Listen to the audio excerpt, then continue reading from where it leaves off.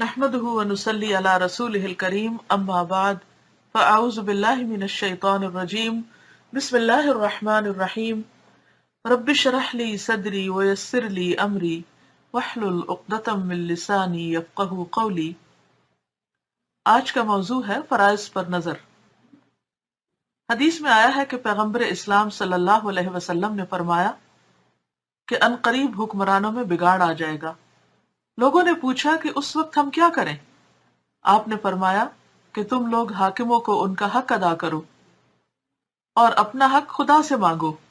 ادوا الیہم حقہم وصلوا اللہ حقکم، بخاری اور مسلم، بحوالہ مشکات المصابیح۔ یہی بات حضرت مسیح علیہ السلام نے ان الفاظ میں فرمائی کہ جو قیصر کا ہے قیصر کو دو اور جو خدا کا ہے خدا کو دو۔ قیصر رومی بادشاہوں کا لقب تھا، یعنی جو بادشاہوں کا یا حکمرانوں کا حق ہے انہیں دو اور جو اللہ کا حق ہے اللہ کو دو۔ یہ آسمانی شریعتوں کی ایک اہم تعلیم ہے۔ دوسرے لفظوں میں اس کو اس طرح بیان کیا جا سکتا ہے کہ انسان کو چاہیے کہ وہ حقوق کے بجائے فرائض پر نظر رکھے، یعنی اس کی اپنی ذمہ داری کیا ہے، اسے کیا کرنا چاہیے، اس پر توجہ زیادہ رہے۔ وہ حقوق کے نام پر دوسروں سے ٹکراؤ کرنے کی بجائے خود اپنی ڈیوٹی کو پہچانے اور اس کو پورا کرنے میں لگ جائے۔ اس کا تقاضا ہے کہ آدمی کی نظر اپنے حق پر نہ ہو بلکہ اپنے فریضہ پر ہو۔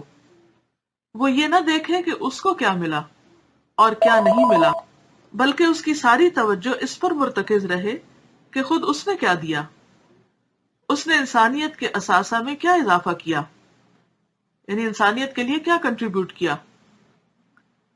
حقوق طلبی کا مزاج سماج میں انتشار اور ٹکراؤ پیدا کرتا ہے، یعنی جب انسان مطالبات زیادہ کرتا ہے تو اس سے انسان کے اندر، یعنی معاشرے کے مختلف افراد کے اندر ٹکراؤ پیدا ہوتا ہے، جھگڑے اور فساد پیدا ہوتے ہیں۔ وہ باہمی اعتماد کی فضا کو ختم کر دیتا ہے، وہ نفرت اور دشمنی کی فضا پیدا کرتا ہے۔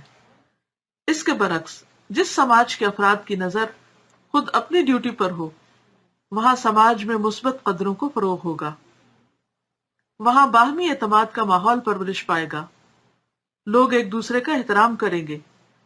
ایسے سماج میں امن اور سکون کی ہوائیں چلیں گی، کیونکہ جب ہر شخص اپنا فرض ادا کرے گا تو دوسروں کو ان کے حقوق ملتے جائیں گے۔ سماج سے حکومت بنتی ہے، حکومت سے سماج نہیں بنتا۔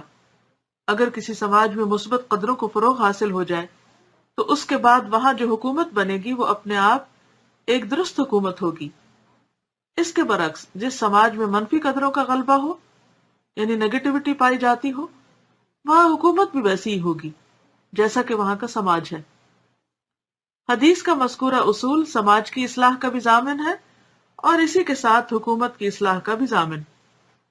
ذاتی اصلاح اجتماعی اصلاح کی سب سے بڑی ضمانت ہے، اور ذاتی اصلاح کا آغاز کہاں سے ہو کہ انسان اپنے کو ملنے والی نعمتوں پر توجہ کرے اور جو کچھ اس کی زندگی میں نہیں اس پر پریشان نہ ہو۔ اگر آپ اس پر توجہ رکھیں کہ آپ نے اپنی ذمہ داریاں کتنی ادا کی اور کون سی باقی ہیں، تو آپ کا سارا دھیان ایک مثبت کام کی طرف لگ جائے گا۔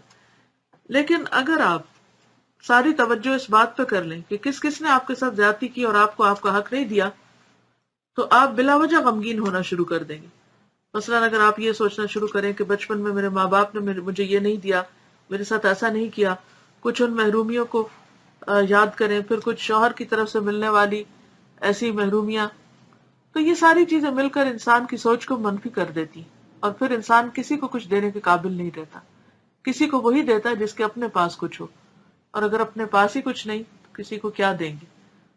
تو اللہ تعالیٰ سے دعا ہے کہ وہ ہمیں عمل کی توفیق عطا فرمائے۔ وآخر دعوانا ان الحمد للہ رب العالمین۔